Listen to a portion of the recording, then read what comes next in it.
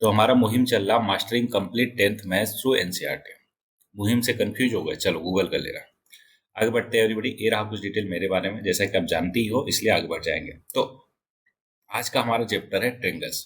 तो आज हम ट्रेंगल चैप्टर को मास्टर करने वाले हैं। होपफुली आप काफी कलम लेकर बैठे हो, मस्त खा पी कर बैठे हो, सच दैट बीच में उठने की जरूरत ना पड़े। ठीक है, चलो स्टार्ट किया जाए फिर। शाबाश। सो कॉन्ग्रुएंसी ऑफ ट्रेंगल हमने क्लास 9th में पढ़ा था। होपफुली आपको बहुत ही बेहतर होगा। अच्छा, थोड़ा सा जस्ट रिकॉल कराना चाहता हूं मैं कि अगर आपको मैथ्स में कोई भी प्रॉब्लम होती, कोई भी प्रॉब्लम A to Z, तो आपको क्या करना है, उद्गम सीरीज को देखना है फ्रॉम 1 to 8। ठीक है, मैंने क्या किया है, फ्रॉम फर्स्ट क्लास से लेकर 8वीं क्लास तक, है ना, मैंने सारी की सारी मैथ्स को कंपाइल करके केवल और केवल 5 टॉपिक में पूरा मैथ्स कवर किया है। 1 से लेकर 8वीं तक की मैथ्स। टोटल कितने लेक्चर, आई थिंक 15 लेक्चर में। ठीक है, आधे आधे घंटे 20 मिनट की लेक्चर है, आराम से देखकर खत्म कर सकते हो 4-5 घंटे में बस। उसके बाद पूरा 9th प्रॉपर, है ना, डिटेल में पढ़ाया मैंने। पूरा का पूरा सिलेबस आपको इसी चैनल पे मिल जाएगा। फिर हम 10th की चैप्टर 6 में है। ओके, तो होपफुली इतना आपको क्लियर है। कहीं पे कोई भी प्रॉब्लम है ना, तो जाकर देख डालो, सारा कुछ क्लियर होगा। तो कॉन्ग्रुएंसी देखो, हमने क्लास 9 में पढ़ा था। याद करो कौन कौन से कंडीशन थे। सबस ए ऐसे, मतलब एंगल साइड एंगल, फिर साइड एंगल साइड, और क्या पढ़ा था, साइड साइड साइड, और एक क्या था, आरएचएस, राइट हाइपोटेनियस साइड, या फिर एंगल हाइपोटेनियस साइड। कोई और था क्या, कोई और था, जल्दी बताओ। 1 2 3 4 हुआ है, कोई एक और था क्या, जल्दी बोलो। क्या double S angle angle side था क्या, एक कंडीशन, ये आपको कमेंट बॉक्स में करना है। ओके, तो हमने कॉन्ग्रुएंसी का कॉन्सेप्ट क्लास 9th में पढ़ा था। बात आती है सर ट्रेंगल चैप्टर पर, वहां पे भी था तो कॉन्ग्रुएंसी पढ़ा, यहाँ पे भी है तो क्या कॉन्ग्रुएंसी पढ़ेंगे क्या, नहीं एवरीबॉडी, उसका हम एप्लीकेशन पढ़ेंगे। और सिमिलर फिगर, ये हमारा कॉन्सेप्ट होने वाला है यहाँ पे। बोलो क्लियर, अरे बोलो ना भाई, सबस। तो सिमिलर फिगर क्या होते हैं समझते हैं। देखो, सिमिलर फिगर का सिंपल सा मतलब हो गया एक जैसा। ठीक, जैसे आप हो गए अभी और आपका फोटोग्राफ, दोनों क्या है, एक जैसे है ना। तो एक जैसे है तो हम कहेंगे दोनों सिमिलर है। ताजमहल ले लो, क्या, ताजमहल, ताजमहल बना तो सकता नहीं, लिख दूंगा, लेकिन ताजमहल ले लो और उसका छोटा सा फोटो कैप्चर कर लो। अरे फोटो कैप्चर करोगे तो छोटा ही होगा, क्या बात कर रहा मैं, है ना। तो ये जो बड़ा ताजमहल है, छोटे ताजमहल के कैसा होगा, सिमिलर होगा। सेम वे में ये देखो, 2 सर्कल कैसे होंगे, सिमिलर होंगे। 2 स्क्वायर कैसे होंगे, सिमिलर होंगे। बोलो 2 रेक्टेंगल क्या होंगे, सिमिलर। 2 ट्रेंगल क्या होंगे, सिमिलर। एकदम क्लियर है क्या। ओके, तो सिमिलरिटी का कॉन्सेप्ट समझो क्या बोलता है। उससे पहले एक बात अपने जहन में क्लियर कर लो। अच्छा, जहां पे भी मैं हाईलाइट करता हूँ, मार्क करता हूँ, उसको आपको कॉपी में नोट करना है, सच दैट आपके नोट्स भी बनते रहे। बोलो क्लियर है क्या। जहां पे हाईलाइट किया या फिर कुछ लिखा तो उसको आपको कॉपी में नोट डाउन करना है। हमारा पर्पज दोनों है, कॉन्सेप्ट एक एक क्लियर करना, एक एक क्वेश्चन को मास्टर करना, साथ में आपके नोट्स भी प्रिपेयर कर देना, सच दैट आपको इधर उधर भागने दौड़ने की जरूरत ना पड़े। ठीक है, चलो तो लिखो कॉपी में कि, और नोट करिए, that all congruent figures are similar but the similar figure need not be congruent. मतलब कि सारे के सारे कॉन्ग्रुएंट फिगर सिमिलर तो हो सकते हैं, लेकिन सारे सिमिलर फिगर कॉन्ग्रुएंट नहीं होते। ऐसा क्यों, मैं अभी कंडीशन समझाऊंगा तो आपको एक्सप्लेन करूंगा वहां पे, डोंट वरी। ओके, तो एग्जांपल दिया मैंने ताजमहल का, आपको दिख सकता है यहाँ पे। चलो एक पॉइंट और नोट करो, क्या, कि 2 polygons of the same number of sides are similar अगर their corresponding angle are equal and their corresponding side are in the same proportion. इसका मतलब क्या हुआ, समझो एवरीबॉडी। 2 पॉलीगन, है ना, of same number of side. मान लो हमारे पास है पेंटागन, पेंटागन ले लिया। अब इसमें क्या है, एक छोटा पेंटागन बनाया, एक बड़ा पेंटागन बनाया। अब बोला कि ये दोनों के दोनों सिमिलर तब होंगे जब करस्पॉन्डिंग एंगल, होपफुली आपको करस्पॉन्डिंग पार्ट जो है क्लियर होगा। तो करस्पॉन्डिंग एंगल क्या हो, इक्वल हो आपस में। साथ में जो साइड है ना, मान लो साइड का लेंथ है 1 2 3 4 5, और इसका है ABCDEF, है ना, EF। तो ये बोला 1/A इक्वल टू होना चाहिए 2/B equal to 3/C equal to 4/D equal to 5/E। बोलो क्लियर हुआ क्या, कि करस्पॉन्डिंग साइड का रेशियो इक्वल हो और करस्पॉन्डिंग एंगल इक्वल हो। अगर ऐसा होते हैं तो बोलेंगे हम, क्या बोलेंगे, क्या बोलेंगे, कि दोनों के दोनों फिगर क्या है, सिमिलर है। बोलो यहाँ तक क्लियर, शाबाश। अब एक्टिविटी दिया है कुछ समझाने के लिए, है ना, कि एक ऐसा रख लिया, ऊपर से लाइट डाला तो नीचे भी क्या बना, वही शेप बना जो पहले था। ठीक है, तो दोनों कैसे फिगर हो गए, सिमिलर फिगर हो गए। ओके, ट्रिपेजियम में बना। तो एक पॉइंट और नोट करो, क्या, कि 2 polygon of the same number of side are similar अगर corresponding angle are equal and the corresponding side in the same ratio. तो अभी लिखा है हमने, है ना, तो कंक्लूड किया उसने। यहाँ पे देखो एग्जाम्पल दे रहा क्या दे रहा, ध्यान समझो। 105 105, 100 डिग्री 100 डिग्री, 85 85, 70 70, मतलब करस्पॉन्डिंग एंगल तो इक्वल हो गए, लेकिन करस्पॉन्डिंग पार्ट्स देखो, ये 2.5 का दुगना 5, 2.4 का दुगना 4.8, 2.1 का 4.2, 1.5 का 3.0। तो कहने का मतलब ये हुआ है बेटी कि करस्पॉन्डिंग क्या, करस्पॉन्डिंग एंगल्स क्या हो गए, इक्वल हो गए, जो कि होना चाहिए था कंडीशन के हिसाब से, ठीक है। और रेशियो करस्पॉन्डिंग पार्ट्स का रेशियो जो है सेम है, क्या है, corresponding part CP, corresponding parts ratio are equal, that's why ये दोनों के दोनों क्या हो गए, सिमिलर फिगर हो गए। बोलो एकदम क्लियर अच्छे से सबस। तो ये सिंपल सिंपल से एग्जांपल है। चलो आ जाते हैं अपन किस पे, एक्सरसाइज पे। पहला एक्सरसाइज एकदम बच्चों वाला है, बच्चों वाला मतलब एकदम आसान है, तो इसलिए फटाक से हो जाएगा। कितने क्वेश्चन है, बस 3 ही क्वेश्चन है, देखो ध्यान से। ऑल सर्कल आर, मैंने अभी समझाया सारे के सारे सर्कल क्या होते हैं, सिमिलर होते हैं, तो करेक्ट आंसर हो जाएगा ऑल सर्कल आर सिमिलर। दूसरा ऑल स्क्वायर आर, ऑब्वियस है, अभी देखा हमने, सिमिलर, ठीक है, तो ये भी आंसर हो गया। तीसरा all dash triangles are similar. अब देखो सारे आइसोसीलस में दो साइड, कोई भी दो साइड इक्वल हो सकती है, बोलो एक हाँ है ना। मान लो ये एंगल 30 डिग्री है और ये दोनों साइड इक्वल है, और दूसरे ट्रेंगल में ऐसा हो जाए, ये 30 डिग्री है लेकिन ए और ये दोनों साइड इक्वल हो जाए, तो ये करस्पॉन्डिंग पार्ट इक्वल हुआ क्या, बोलोगे नहीं सर। तो दैट्स वाई आइसोसीलस ट्रेंगल सारे के सारे सिमिलर नहीं होते, लेकिन सारे इक्विलेटरल ट्रेंगल सिमिलर होते हैं। क्यों, क्योंकि करस्पॉन्डिंग एंगल कितना, सबके 60 60 60 होगा, है कि नहीं, और तीनों साइड सेम है, इसलिए करस्पॉन्डिंग साइड का जो रेशियो है ना वो भी इक्वल होगा। That's why all equilateral triangle are similar. बोलो क्लियर, शाबाश, गुड। टू पॉलीगन, पॉलीगन मतलब पॉली मतलब बहुत सारे, गन मतलब जिसमें साइड है। तो बोला कि two polygon of same number of sides are similar कब होगा, if their corresponding angles are equal. अभी हमने देखा करस्पॉन्डिंग एंगल क्या होना चाहिए, equal, and their corresponding sides are in same proportion. कैसा होना चाहिए, सेम प्रोपोर्शन, मतलब उनका रेशियो इक्वल होना चाहिए। बोलो क्लियर, गुड। पहले के चारों पार्ट हो गए। दूसरा क्वेश्चन आता है, give two different example of pair of similar figure. मान लो एक ट्रेंगल हो गया, सॉरी रेक्टेंगल हो गया, एक बड़ा सा रेक्टेंगल हो गया। अब ध्यान रहे कि रेक्टेंगल का जो लेंथ है, मान लो अगर ये 2 है तो ये 4 होना चाहिए, और विड्थ 1 है तो ये 2 होना चाहिए। एकदम क्लियर है क्या, बाकी सारे एंगल 90 होते हैं तो एंगल का कोई टेंशन नहीं। दो नॉन सिमिलर फिगर, अरे एक ट्रेंगल ले लो, एक रेक्टेंगल ले लो, बोलो कोई कंफ्यूजन नहीं ना। या फिर एक आइसोसीलस ट्रेंगल ले लो और एक इक्विलेटरल ट्रेंगल ले लो, एकदम आसान, गुड। अगला, state whether the following quadrilateral are similar और नॉट। देखो ये सारे के सारे एंगल हमें 90 नहीं दिख रहे, लेकिन यहाँ पे 90 दिख रहे, तो करस्पॉन्डिंग एंगल इक्वल होना चाहिए। बोलो हाँ है ना। तो यहाँ पे करस्पॉन्डिंग एंगल इक्वल नहीं है, दैट्स वाई ये सिमिलर नहीं है। भले ही करस्पॉन्डिंग साइड का रेशियो सेम प्रोपोर्शन में है, लेकिन करस्पॉन्डिंग एंगल इक्वल नहीं, that's why they are not similar to each other. एकदम क्लियर, शाबाश। तो ये रहा पहला एक्सरसाइज, होपफुली आपको बहुत अच्छे से क्लियर। चलो दूसरे एक्सरसाइज पे आते हैं, सिमिलरिटी ऑफ ट्रेंगल्स का कंडीशन देखते हैं। तो दो ट्रेंगल अगर सिमिलर है तब उनका करस्पॉन्डिंग एंगल इक्वल होगा और करस्पॉन्डिंग साइड जो है सेम रेशियो में होगा। क्या सेम रेशियो है, सेम प्रोपोर्शन में, ठीक है। तो थेल्स आप फिर से आ गए, याद करो इक्वलाइट डिवीजन, क्लास 9th के इक्वलाइट ज्योमेट्री वाले चैप्टर में आए थे। तो समझो ध्यान से, the ratio of any two corresponding side in two equiangular triangle are always the same। इक्विंगुलर क्या होता है समझो, अगर दो ट्रेंगल लिया, दोनों के करस्पॉन्डिंग एंगल इक्वल है तो इसको इक्विंगुलर ट्रेंगल बोलते हैं। बोलो क्लियर हुआ क्या। तो बोला कि अगर इक्विंगुलर ट्रेंगल है मतलब सारे करस्पॉन्डिंग साइड इक्वल है, तो ऑब्वियस है उनका, सॉरी करस्पॉन्डिंग एंगल इक्वल है, तो ratio of two corresponding side जो होते हैं हमेशा सेम होते हैं। कॉमन सी बात, ऊपर जो हमने देखा उसी को इन्होंने बोला, बहुत ज्यादा कुछ है नहीं। अब आ जाते हैं थ्योरम में अपने, ठीक। और ये अच्छा थ्योरम, इसको प्रूव करने के लिए आता है। अभी एज ऑफ 2025 का जो बोर्ड एग्जाम हुआ ना, उसमें क्वेश्चन पूछा था कि प्रूव करो, ठीक है। आई थिंक 3 नंबर या 5 नंबर में था, मतलब 5 नंबर में 2 पार्ट दिया था, एक पार्ट ये था, एक पार्ट और था। अभी पेपर देखा रिसेंटली मैंने, ठीक है। तो इसको चलो प्रूव करते हैं, यहीं पे प्रूव करते हैं, या फिर डायग्राम बना के व्हाइट बोर्ड पे यहीं पे कर देते हैं। क्यों, क्योंकि मैं बहुत अच्छा डायग्राम बनाता, आप उसको देखकर डर ना जाओ, इसलिए यहीं पे प्रूव कर देते हैं एवरीबॉडी, ठीक है। अब देखो बोल क्या रहा है, थ्योरम क्या है, पहले थ्योरम समझो। बोला कि if a line is drawn parallel to one side of a triangle, अगर कोई लाइन ड्रॉ करते हैं one side of a triangle to intersect the other two side in distinct point, the other two sides are divided in the same ratio.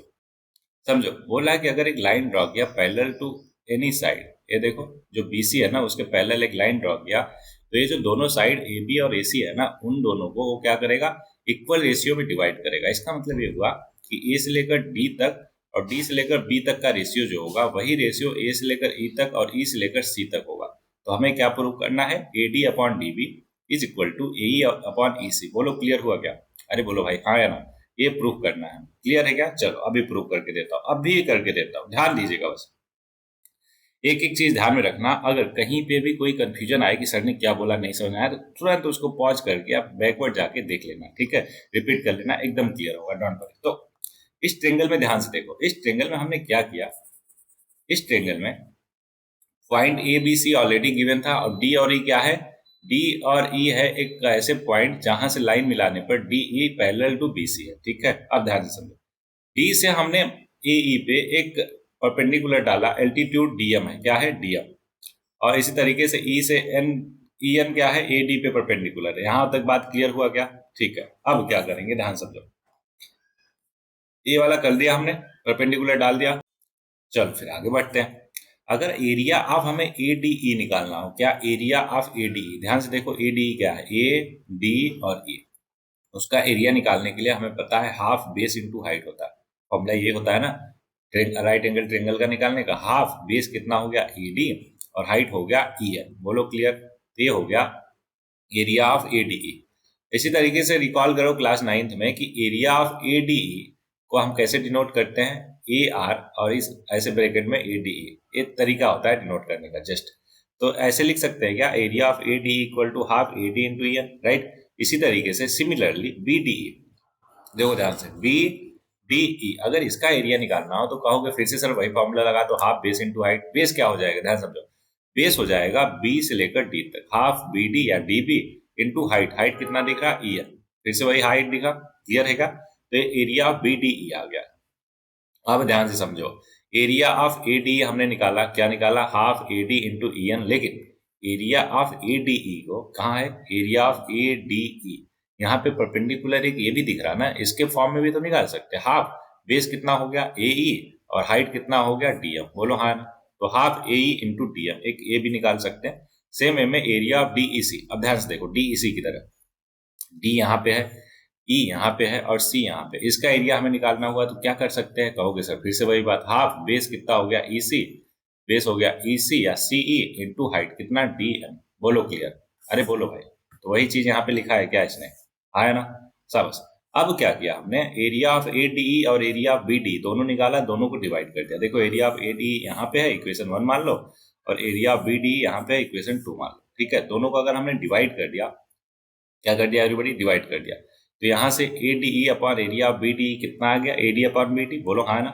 Same manner में जो दूसरा area हमने निकाला था इस वाले में, चलो दूसरे कलर से कर देता हूँ सच दैट आपको क्लियर, जो दूसरे तरीके से ये निकाला था एरिया ऑफ ए डी ई और एरिया ऑफ डी ई सी, फिर से उसको डिवाइड किया तो हमारा ये आया। अब इक्वेशन 1 बनाया हमने इसको और इसको इक्वेशन 2, और ये बोला कि देखो लेफ्ट साइड तो दोनों सेम ही है, तो इसलिए राइट साइड क्या होना पड़ेगा, सेम होना पड़ेगा, तो राइट साइड को सेम दिखा दिया।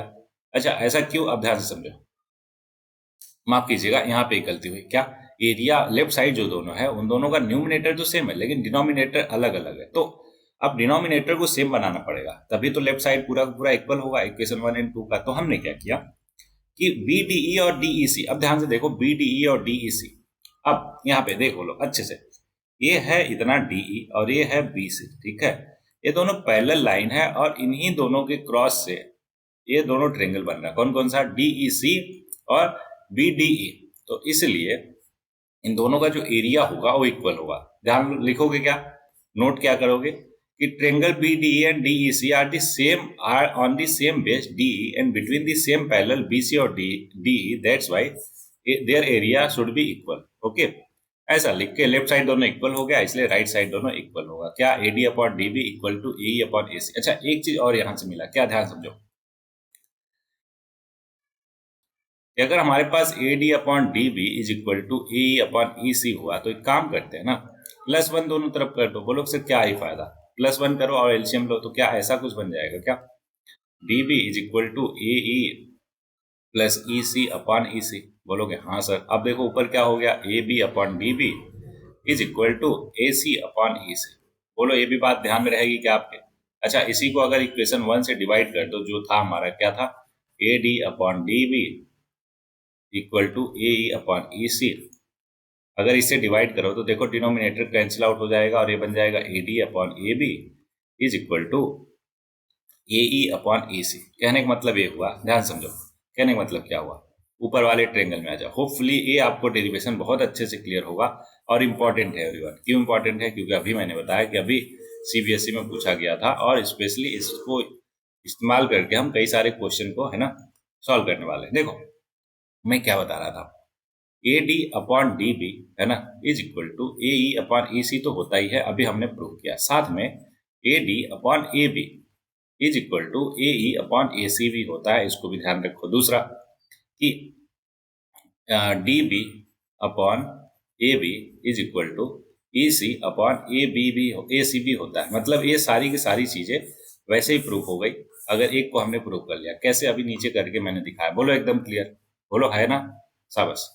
अब क्या करेंगे, पहला थ्योरम हो गया, अब इसी का जस्ट कन्वर्स थ्योरम प्रूव करना है। तो कन्वर्स तो बहुत आसान होता है, आपको मालूम है, प्रूव कर लोगे। क्या? ये बोला कि अगर ये रेशियो सेम है ना, क्या ये दोनों रेशियो सेम है, मतलब यहाँ पे ऑलरेडी दे दिया A D upon D B is equal to A E upon E C, तो बताओ कि ये दिखाओ कि डी ई जो है पैरेलल है बी सी के।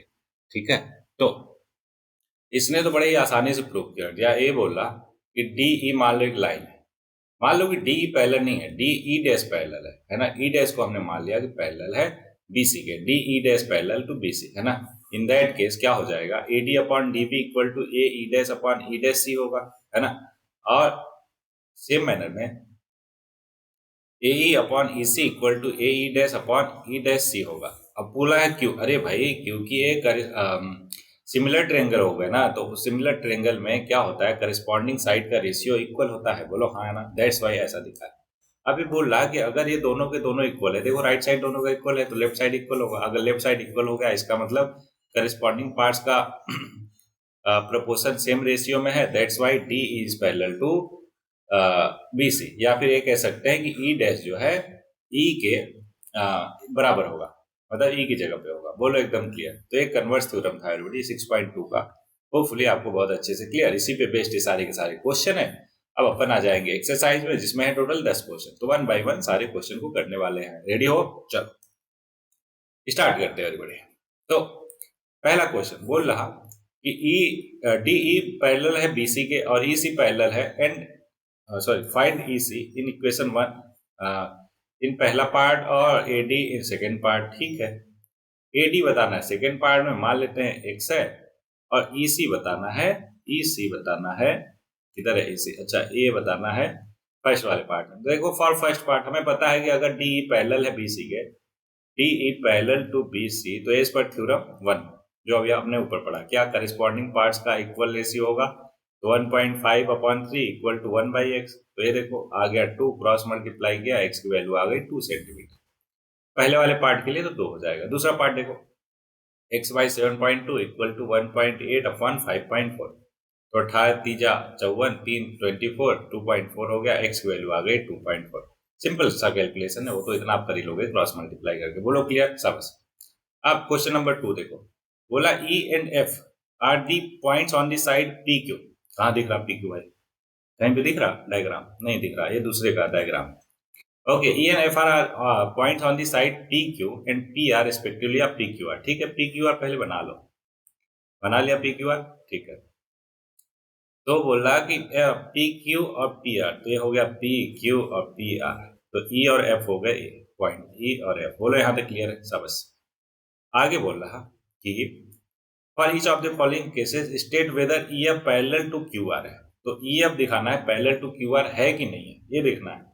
पहला केस बोल रहा कि पी है 3 पॉइंट कितना, 3.9 सेंटीमीटर, 3.9 हो गया, और ई क्यू है 3, ये 3 हो गया, और फिर पी एफ है 3.6 और एफ आर है 2.4। क्या करोगे? सिंपली रेशियो निकालोगे कि सर रेशियो अगर सेम आया तो वो पैरेलल है, नहीं आया तो नहीं है।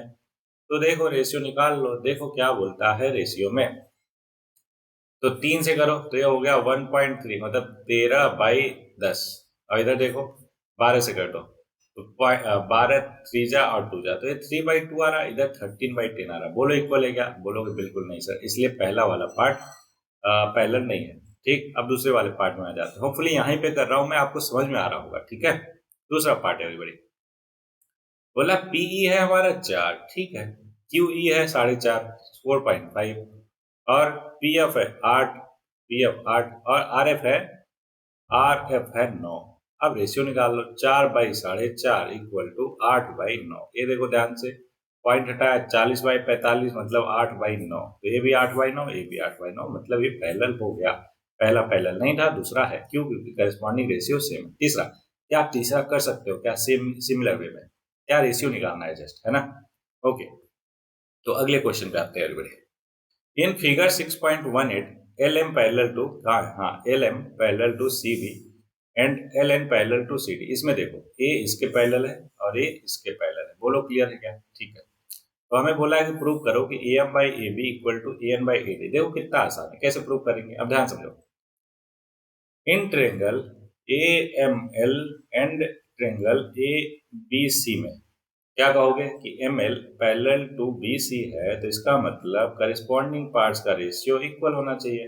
तो AM/MB इज इक्वल टू होगा AL/LC। एकदम क्लियर, शाबाश, इक्वेशन 1 बना लिया।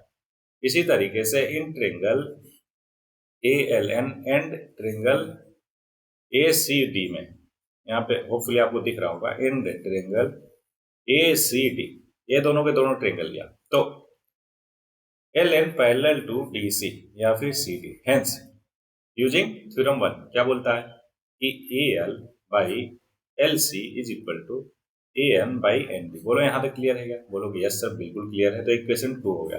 तो फ्रॉम इक्वेशन 1 एंड 2 देखो, फ्रॉम इक्वेशन 1 एंड 2 कहोगे क्या? देखे सर, देखो इसका राइट साइड इसका लेफ्ट साइड इक्वल है, तो दोनों का लेफ्ट और राइट इक्वल होगा, तो AM/MB इज इक्वल टू हो गया AN/ND। बोलोगे नहीं सर बात नहीं बनी, क्यों? क्योंकि हमसे ये क्वेश्चन में नहीं पूछा था, कुछ और पूछा था। एक बात बताओ, अगर इतना इक्वल कर दिया तो क्या इसका रेसिप्रोकल भी इक्वल होगा क्या?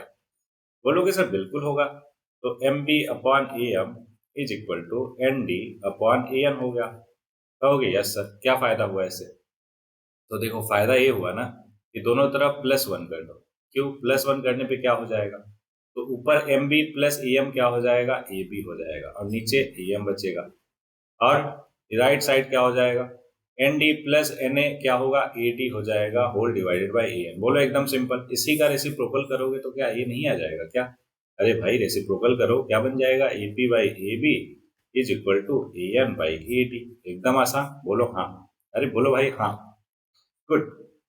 तो ये रहा इस पर्टिकुलर क्वेश्चन का। आप बोलोगे अरे सर अभी तो नोट डाउन अभी नहीं किया था, समझ ही रहा था, आपने मिटा दिया। अरे भाई वीडियो है, पॉज करके या पीछे जाके आप लिख सकते हो, ठीक है? आगे बढ़ा जाएगा, जल्दी बोलो। 3 क्वेश्चन हो गया, अरे बोलो हाँ या ना। चलो अभी 4th क्वेश्चन देखो, ये रहा आपके सामने, थोड़ा सा मिटा दिया जाएगा। ओके, होपफुली आप साथ में करते चल रहे हो सारे के सारे क्वेश्चन, और कहीं पे कोई भी दिक्कत परेशानी क्वेरी नहीं हो रहा। अगर कहीं पे हो भी रहा तो थोड़ा पॉज करके पीछे देख ले रहे हो, ठीक है? चलो एवरीबॉडी, ये जो कॉन्सेप्चुअल क्लैरिटी है, साथ में इन सारे थ्योरम जो भी पढ़ रहे हैं उनका एप्लीकेशन आना चाहिए, और कैसे, जिस तरीके से मैं करवा रहा हूँ, मेरे मेथोडोलॉजी पे आप फोकस करो, ना कि सोल्यूशन पे, ठीक है? सोल्यूशन तो देखो आप कहीं से भी देख लोगे, लेकिन जो एक मेथड डेवलप करना होता है बच्चों में, वो बहुत जरूरी है। एज ए टीचर हमारा वही काम होता है, और होपफुली एज ए स्टूडेंट आपको भी वही करना है। क्या?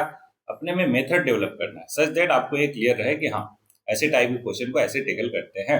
ओके चलो मिट गया। अब आ जाते हैं क्वेश्चन नंबर 4 पे। बोला कि DE पैरेलल टू AC, है ना? ठीक है, DE इस A जो है इसके पैरेलल है AC के, और DF जो है पैरेलल है AE के। ओके, होपफुली आपको क्लियर है।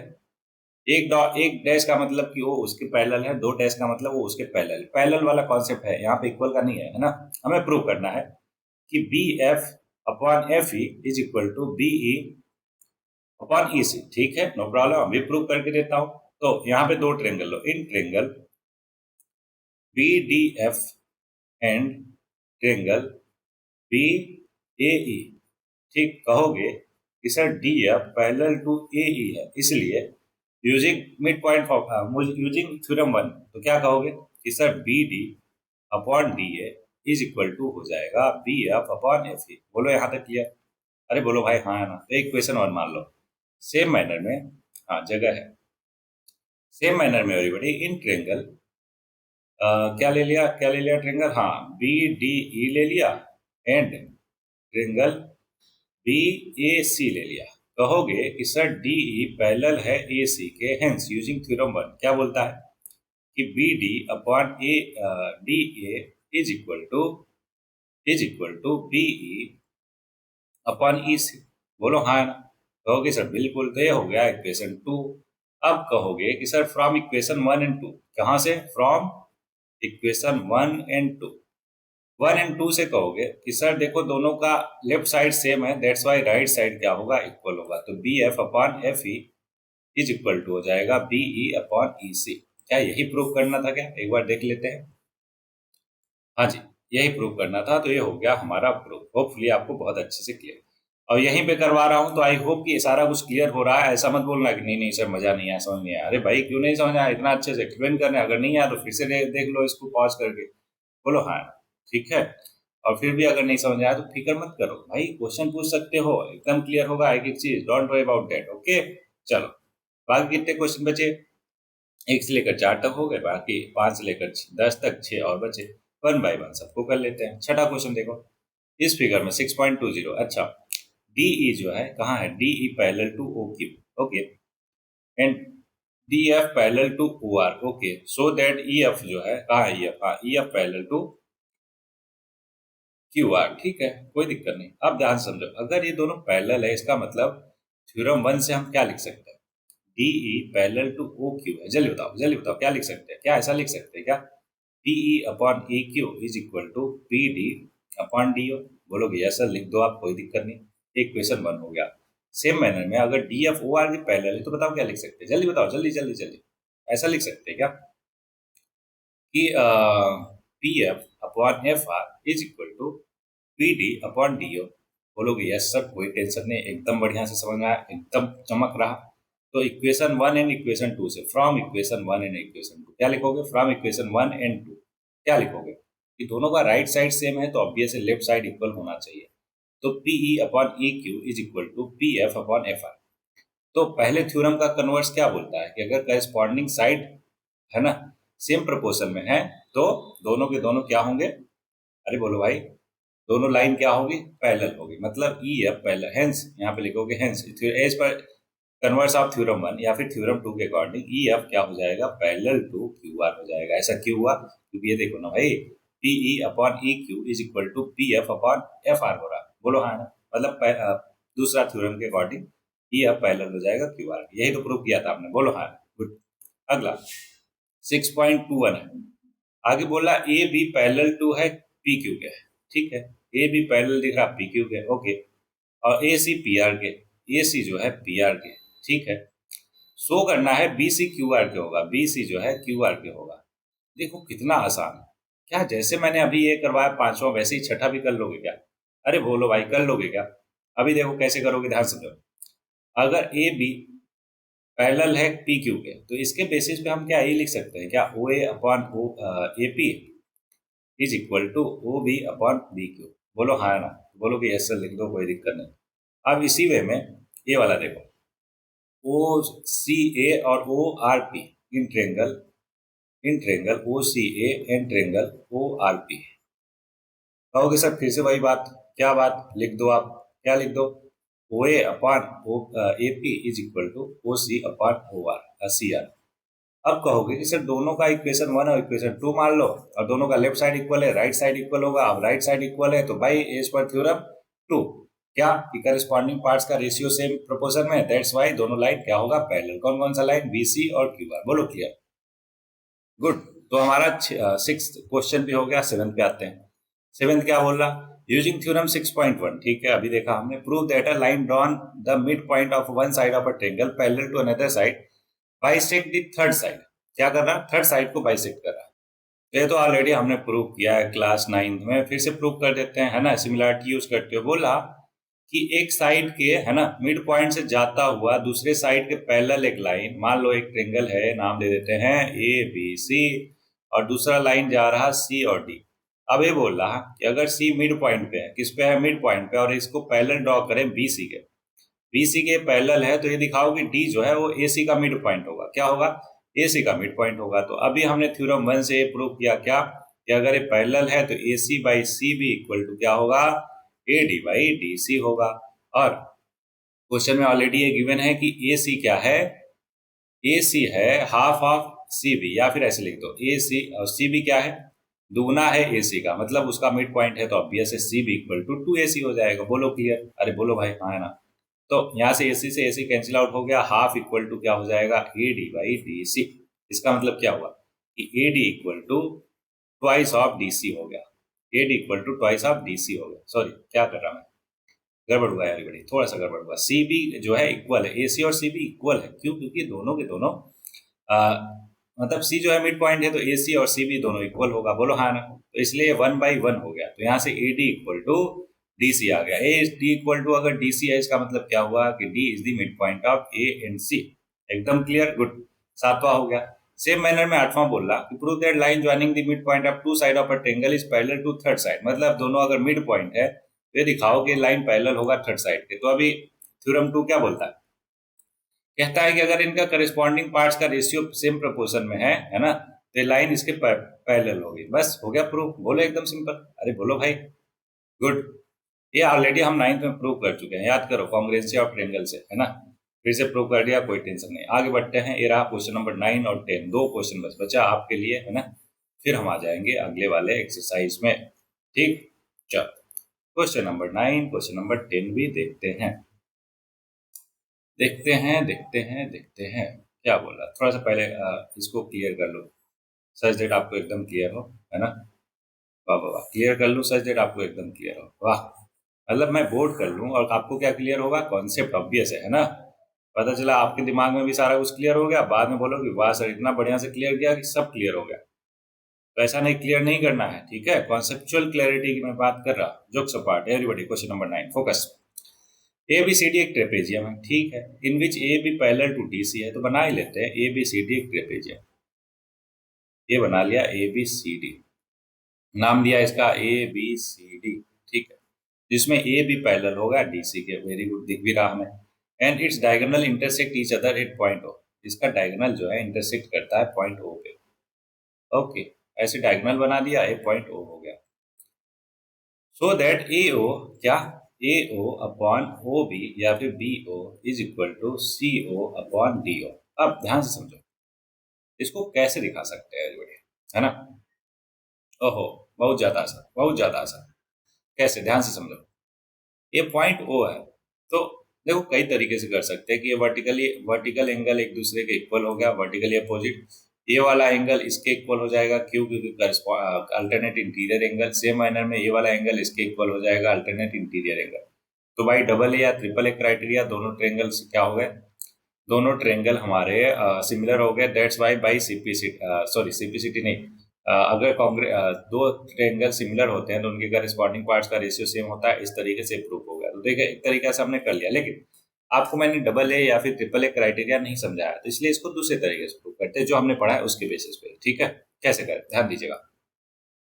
एक काम करते हैं एवरीबॉडी, इसको जो है ना अपन व्हाइट बोर्ड पे ले लेते हैं, सच दैट बड़े स्क्रीन पे मस्त तरीके से इसको समझा पाऊँ और आप भी अच्छे से समझ पाओ, ठीक है। बाकी क्वेश्चन तो आसान थे, छोटे छोटे, हालांकि ये भी छोटा ही है, ठीक है, लेकिन मैं चाहता हूँ कि लास्ट क्वेश्चन है तो बेहतरीन वे में क्लियर हो आपको, है ना। जल्दबाजी तो है नहीं, क्योंकि बहुत ज्यादा टाइम तो हो नहीं रहा इस पर्टिकुलर लेक्चर के लिए। हाँ, मालूम है कि सेकेंड पार्ट के लिए थोड़ा ज्यादा टाइम लग जाएगा, मतलब सेकेंड पार्ट मतलब जो थर्ड एक्सरसाइज बचा उसमें थोड़ा टाइम लगेगा, क्योंकि वो लेंदी है एक्सरसाइज, ठीक है। डोंट वरी, वो सारा कुछ करेंगे अपन वन बाय वन। तो यहाँ पर देख लेते पहले, कुछ ऑलरेडी है क्या, हाँ ऑलरेडी है, इसलिए इसको भगाते हैं उधर, स्क्रीन को थोड़ा सा बड़ा करते हैं और उसके बाद अपना लिखना स्टार्ट करते हैं, ठीक है। चलो देखता हूँ यहाँ पे क्लियर हो रहा क्या, वेरी गुड। एवरीवन, हमसे क्वेश्चन में बोला क्या गया है, ध्यान से समझो। क्वेश्चन में बोला गया है कि आप एक ट्रेपेजियम ले लो जिसका नाम दो ए बी सी डी। क्या नाम दो, ए बी सी डी, ठीक है, हमने नाम दे दिया इसको, ए बी और सी और डी। बोलो क्लियर। यहाँ पे A B is parallel to C D, एकदम क्लियर, वो दिख भी रहा, वेरी गुड। अब आगे बोल रहा हूँ, डी सी कर लेते हैं। एक बार बताओ, क्या ए बी को सी डी के पैरेलल कर सकते हैं क्या, या डी सी लिखना पड़ेगा, थोड़ा कमेंट में बताना कंसेप्चुअल क्लैरिटी के लिए। अब एवरीबॉडी हमें बताना, वो बोल रहा कि अगर आप डायगोनल को मिला दो, डायगोनल को मिला देते हैं। देखो मेरा डायग्राम बनाने का जो तरीका है ना, इस पे थोड़ा ज्यादा मजा नहीं आ रहा। वो क्लासरूम में बोर्ड होता है ना, तो उसमें हो जाता है, लेकिन अभी थोड़ा सा इस प्रैक्टिस छूट गई है, दैट्स वाई उतना अच्छा डायग्राम नहीं बना रहा, तो माफी फॉर दैट। तो ये पॉइंट वो हो गया है एवरीबॉडी। हमसे बोला क्या गया है क्वेश्चन में सॉरी, हमसे बोला ये गया है क्या कि A O upon C O is equal to B O upon D O prove करना है। ठीक है, we have to prove this. Okay, किया जाए। चलो, उस उसके लिए मैं कुछ कंस्ट्रक्ट करने वाला हूँ, ध्यान देना क्या कंस्ट्रक्ट करने वाला हूँ। मैंने कहा एक तरीके से मैंने आपको समझा दिया डबल ए फॉर्मूले से, लेकिन उससे नहीं करना। तो कैसे करना, इसको ऐसे मिला दो। आगे मिलाने की जरूरत नहीं, इसी से हमारा काम हो जाएगा। ठीक है, तो ये ओ है, ए बी सी डी, तो इसको मान लेते हैं ई है। अब ध्यान दीजिएगा, कंस्ट्रक्ट ऐसे लिखेंगे, कंस्ट्रक्ट। कंस्ट्रक्ट कहाँ गया कंस्ट्रक्ट भाई? O E parallel to A B या सी डी, कोई भी कह सकते हो। ठीक है, ए बी कर लिया, क्या ओ ई को हमने ए बी कर लिया या बी ए कर लिया। ठीक है, जो मन करे कर लो, बताना चला। अब अगर ओ ई पैरेलल टू बी ए है, तो मेरे को बताओ क्या हम ऐसा लिख सकते हैं क्या, A E upon E D is equal to B O upon D O? बोलो हाँ ना, तो इक्वेशन 1 हो गया। इसी तरीके से मेरे को बताओ, अच्छा एक कंस्ट्रक्ट करके कौन से ट्रेंगल में देखा, इन ट्रेंगल लिख दे देता हूँ सच दैट आपको एकदम क्लियरिटी हो, E O D and triangle A B D. Clear है क्या? ऐसा करके इक्वेशन 1 लिखा। अब ध्यान दीजिएगा, ऊपर आई होप कि आपको दिख रहा होगा ट्रेंगल। चलो यहाँ पे लिख देता हूँ, in triangle A A O E and triangle A C D. बताओ क्या लिख सकते हो कि अगर E C E O parallel to D C है, ऐसा क्यों? क्योंकि अभी हमने देखा ना कि ई ओ को पैरेलल टू ए बी किया था हमने, है ना? तो ए बी अगर पैरेलल है डी सी के, तो ऑब्वियस है दोनों के दोनों एक पैरेलल होंगे। तो बताओ क्या लिख सकते हो? ठीक है, तो क्या ऐसा लिख सकते हैं क्या एवरीवन? कैसा कि A E upon E D is equal to A O upon C O? बोलोगे बिल्कुल लिख दो सर, कोई टेंशन वाली बात नहीं। अगर थर्ड लाइन पैरेलल है तो उनका करेस्पॉन्डिंग पार्ट्स का रेशियो सेम प्रोपोर्शन में होगा। तो फ्रॉम इक्वेशन 2 एंड 1 एंड 2, अब देखो ध्यान से, फ्रॉम इक्वेशन 1 एंड 2 देखोगे तो लेफ्ट साइड दोनों का सेम है, इसलिए राइट साइड इक्वल होगा। तो A O upon C O is equal to B O upon D O. क्या यही प्रूव करना था क्या एवरीबॉडी? देख लेते हैं एक बार, किधर गया? ए अपॉन बी ओ, सी ओ अपॉन डी ओ। बिल्कुल, सॉरी सॉरी सॉरी, कुछ गड़बड़ हुआ क्या? क्या करना है? अरे भाई क्रॉस मल्टीप्लाई कर दो ना, क्यों टेंशन ले रहा हो? ये बन जाएगा A O upon B O is equal to C O upon D O. बोलो क्लियर है क्या? अरे भाई बोलो क्लियर, समझ। तो ये हो गया पर्टिकुलर क्वेश्चन का आंसर। किसका? 9th हमने प्रूव कर लिया। अब 10th पे आ जाते हैं। बोला diagonal of a quadrilateral A B C intersect each other at point O such that A O, मतलब कि ये देखिए क्या बोल रहा भाई सर, क्या बोल रहा। क्वेश्चन 9th में जो हमने प्रूव किया ना, जस्ट उसका कन्वर्स प्रूव करने को बोला, जो ऑलरेडी हमें दे दिया। ये क्या है? A O upon B O equal to C O upon D O है, तो शो करो कि ए बी सी डी एक ट्रेपेजियम है। अब ध्यान दीजिएगा, अगर कन्वर्स प्रूव करना हो तो हम कैसे डील करते हैं, ध्यान से समझिएगा एवरीबॉडी, बहुत अच्छे से समझो ध्यान से। दूसरा कलर चेंज कर लेता हूँ सच दैट एक ही क्वेश्चन में आपको दो दो कॉन्सेप्ट, दो दो क्वेश्चन क्लियर हो। तो क्या करोगे? ऐसे लिखोगे, गिवन ए वाला, ये जो ब्रैकेट में मैंने लिखा ना, A O upon B O equal to C O upon D O, इतना है। अब इसको क्या करोगे? ऐसे में कन्वर्ट करोगे, स्टेप 1 से स्टेप 2 आओगे। मतलब जैसे एरो में बनाता जाता हूँ वैसे ही लिखते जाओ, A O upon C O equal to B O upon D O, कैसे क्रॉस करके। अब यहां से आप क्या करोगे? यहां से आप ऐसे आओगे इस पे, ठीक है? ऐसा लिखोगे कि एक इमेजिनरी लाइन ड्रॉ किया, इमेजिनरी लाइन भी ड्रॉ ना करो, है ना? चलो कर ही दो, कोई टेंशन नहीं। अब आप लिखो कि ए ओ अपॉन सी ओ को हम लिख लेते हैं ए ई अपॉन ई डी, और इसी तरीके से B O upon D O को लिख सकते हैं ए ई अपॉन ई डी। ऐसा क्यों लिख सकते हैं? ध्यान से बताओ मेरे को। कहोगे सर क्योंकि राइट साइड इक्वल है तो लेफ्ट साइड ऑब्वियस इक्वल होगा, और लेफ्ट साइड दोनों का तो इक्वल ही है। अब यहां से ये प्रूफ हो गया कि ये दोनों के दोनों, मतलब कि ई ओ जो लाइन है वो पैरेलल टू ए बी और डी सी हो गया। एकदम क्लियर क्या? अगर ई O parallel to D C हो गया, यहां से क्या हुआ? ई ओ पैरेलल टू डी सी हुआ, और यहां से क्या हुआ? ई O parallel to A B हुआ।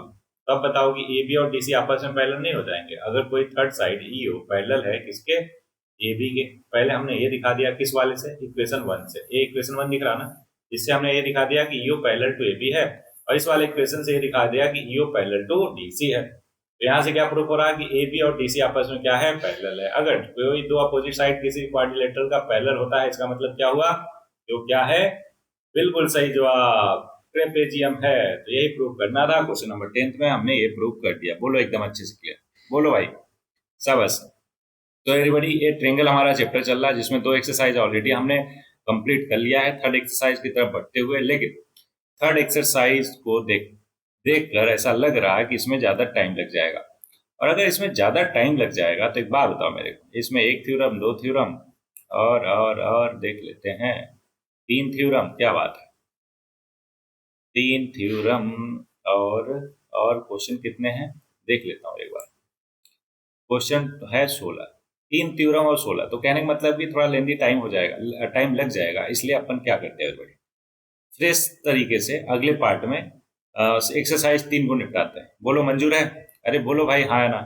ठीक है, ना ही बोल के क्या ही कर लोगे, वो तो मैं पार्ट 2 बनाऊंगा ही। ठीक है, सो jokes apart everybody, conceptual clarity के लिए है ना, एक ही लेक्चर में बहुत ज्यादा एग्जॉस्ट हम ना हो जाओ, इसलिए पार्ट 2 में अब मैं इसको करवाऊंगा।